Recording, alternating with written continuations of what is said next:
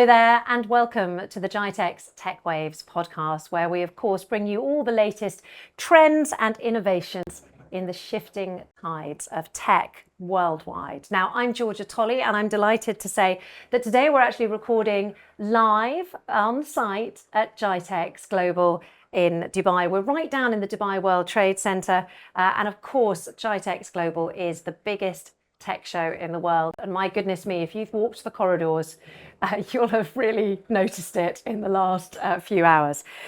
It's worth mentioning, of course, that small and medium-sized enterprises really are the catalyst of any economy, and today specifically we're going to talk about how they're the catalyst of the European economy. Tech startups are really booming across that region. And launched back in 2021, the EIC, which of course is the European Innovation Council, came into that ecosystem to develop and scale up breakthrough technologies and also those game-changing innovations. And in this episode, I'm delighted to say that we are welcoming Stéphane Ouaki. He is Head of Development at the EIC, and the aim of this conversation is to help understand the funding and the investment strategies for tech innovation in Europe. Sir, thank you so much for joining us. Welcome to GITEX Tech Waves. Thank you very much. It's lovely to have you with us.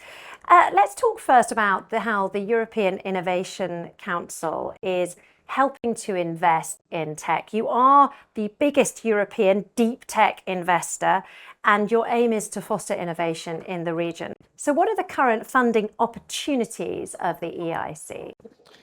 So we have basically 10 billion euros to spend, and we spend that money by investing directly into companies through a fund called the EIC Fund. But we also have money that we can spend with companies to help them with subsidies to do a number of research and development costs that usually are the type of costs that private VCs don't like to take on board. When you operate in deep tech, you have a rather high burn rate and you do all sorts of things that involve prototyping, regulatory approval, certification and so on, and testing usually things in real world circumstances for future manufacturing facilities. And of course, all this burns a lot of money, burns a lot of capital, and we are trying to make sure that our companies, thanks to the access to both the subsidy element, the grant element, and to the fact that we are bringing this equity element, have the necessary de-risking financing that we are providing to help them then approach the capital markets, approach the VC market, and get from VCs, I would say, easier access to funding, which otherwise would be very difficult for them to get, given the uncertainty that exists in disruptive technologies, in deep tech technologies, as to what exactly they will be able to commercialize, how they will be able, when they will be able to enter the market to generate lots of sales, and eventually to basically generate profit for these VCs. So we are trying to use the package of money that we can allocate to these companies in a smart way in order to get them basically an easier time to access private money from private VCs. I mean, it must be an amazing boost. You know, you've got 10 billion to spend. Those are very deep pockets, and you've been working since 2021. You know, to what level have you seen sort of deep tech and research and innovation grow within the European ecosystem, partly as a consequence of, you know, your deep pockets?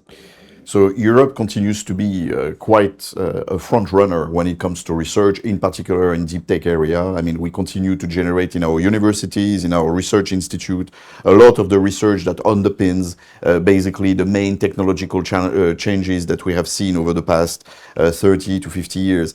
The main difference is that a lot of the research that European brains generate don't necessarily find an outlet in a European-based companies that becomes a global player. Often this technology is being imported or bought by other big players, mostly of course on the US side, which have been very good at capturing this research and this technology element from European researchers and innovators and transform it into a global company.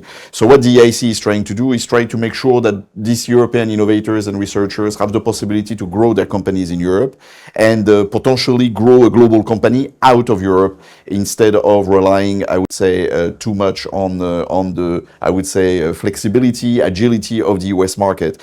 And the way we do this is by, of course, providing them the bag of money that I've been mentioning earlier, but also by giving them access to a wide range of services that allow them to face a number of obstacles that have been difficult for them to deal with, given the European environment in which they operate, such as finding help in registering their IP for the patents, finding help in recruiting the proper talent, in particular on the financial side. Often these people are more, I would say, on the geeky side, but they don't know very much how to, make sure that the company has a financial footing, and then also find them the possibility, and this is why we are in GITEX, to find them the possibility of meeting the right partners, of opening the right doors, finding the right first contracts that they need, and then developing as a consequence the basics of their manufacturing capacity, which depends crucially on getting those first contracts going.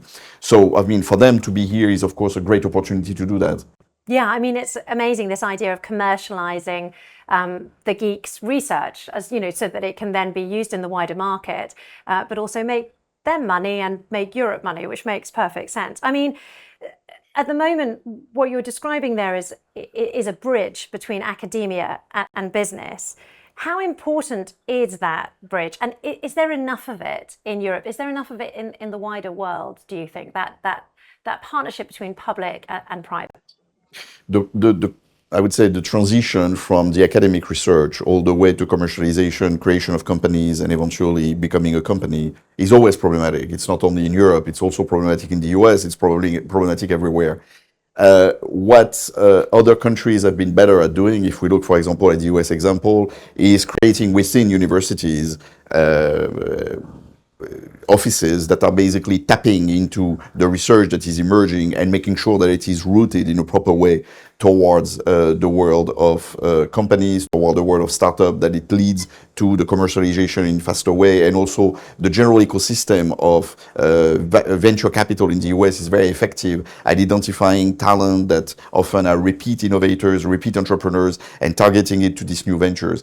What we are trying basically to do in Europe is to provide a kind of a similar system in which we have more fluid transition from academia to the world of companies, to the world of commercialization, tapping the right type of talent that is needed, plugging the holes along the way in order to make sure that this happens, and actually giving them the capacity to grow faster and to deal with these various obstacles as they try to grow their company.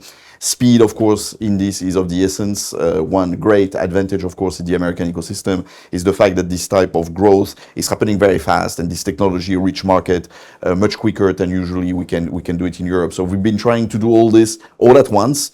But this is a fantastic, I would say, adventure, and we already can see the results of this on a number of our companies. Some of them are with us actually here in GITEX, and we hope that we can do that for not only, I would say, a few of them, but literally hundreds and thousands of European companies. That's very exciting. So you've actually brought some to GITEX Global to exhibit here and potentially look for investors into their products. Yes, so we have 15 of some of our best companies that have been selected because they can benefit the most from being exposed here to GITEX. Some of them do really revolutionary type of technologies. Some of them, for example, help the blind see, so with some special glasses that you can go and see on our stand.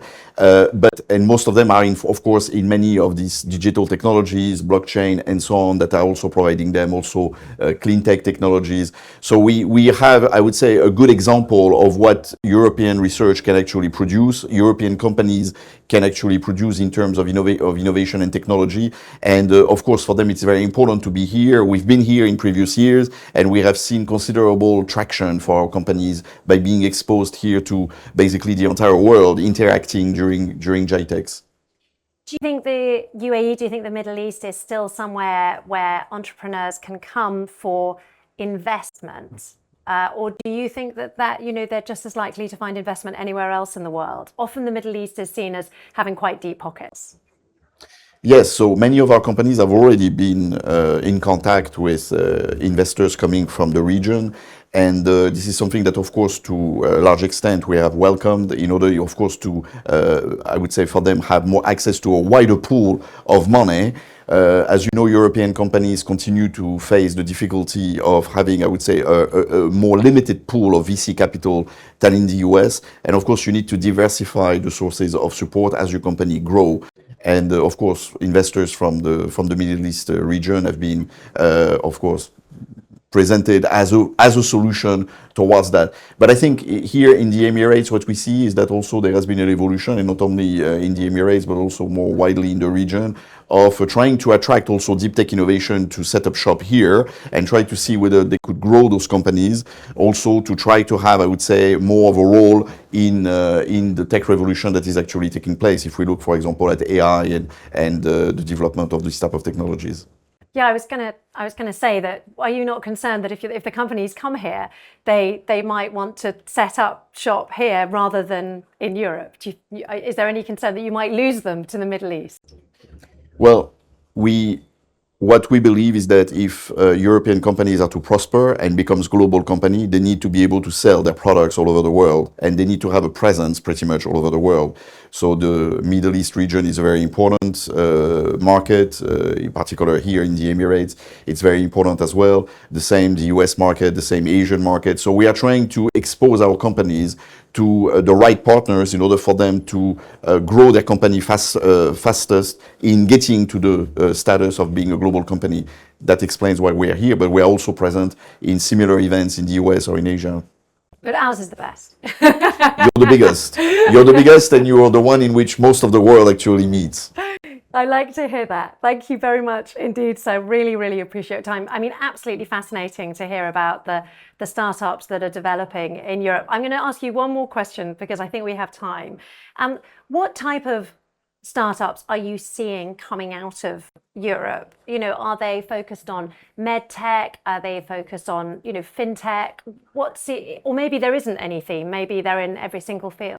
We are financing without any discrimination any type of disruptive technology that is emerging in the deep tech area out of Europe. Of course, we have a strong, very strong portfolio in everything that is related to health, biotech, medical devices, and so on, which is very important for the market in the region. There is a very, very strong market there, and we have already seen the traction that these companies have observed with the market in this particular sector. But we are also having a lot of pipeline in, I would say, what I call digital deep tech, such as artificial intelligence, quantum computing, but also semiconductors, advanced materials, new space. We have a lot of space-based service providers that are emerging from the European ecosystem, and of course a lot in the clean tech area. Europe continues to be quite strong in clean tech because of the goals that we have when it comes to climate change that are very ambitious, and that generated a lot of bubbling of innovations in that area in Europe, and many of our companies are extremely good at developing these technologies. But of course for them it's very important to scale, and we know also that there's great interest on these clean tech technologies here in the region as well. Oh, it's very good to hear. So thank you very much. Absolutely fascinating conversation, and really intriguing to find out how the European Innovation Council is funding those clever startups and promoting them around the world. So thank you very much indeed. Thank you very much.